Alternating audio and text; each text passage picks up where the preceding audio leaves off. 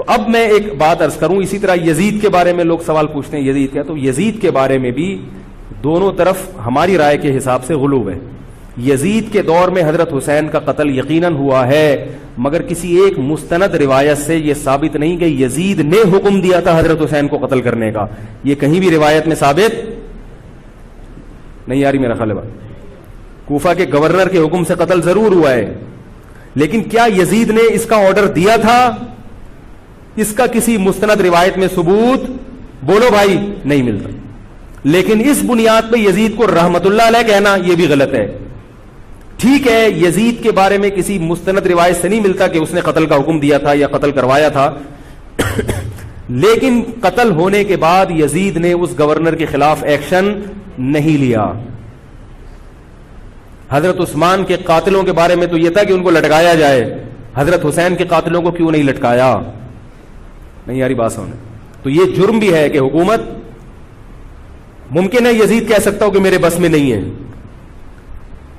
کہہ سکتا ہو کہ میرے بس میں نہیں ہے، تو بھائی آپ کے بس میں اگر نہیں ہے تو حضرت علی کے بس میں بھی نہیں تھا حضرت عثمان کے قاتلوں سے قصاص لینا۔ تو اس لیے یزید کو بالکل معصوم قرار دینا یہ بھی غلط ہے، وہ مجرم تھا، لیکن اس کو اتنا لعنتی قرار دے دینا کہ گویا حضرت حسین کو اس نے قتل کرایا تھا، اس کا بھی کسی تاریخی مستند روایت سے ثبوت نہیں ملتا۔ لہذا صحیح بات یہ ہے کہ نہ لعنت اللہ علیہ کہو نہ رحمت اللہ علیہ کہو، خام خواہ میں فضول چیزوں میں پڑھنے کی بولو بھائی ضرورت کیا ہے؟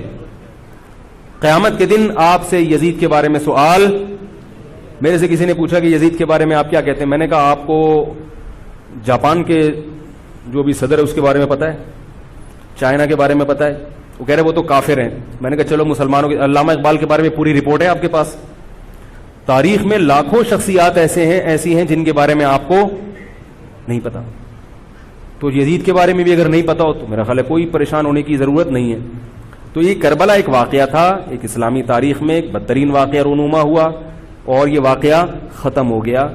ہمیں جو قرآن اور سنت نے جس بات کا حکم دیا ہے ہمیں وہ کرنا ہے۔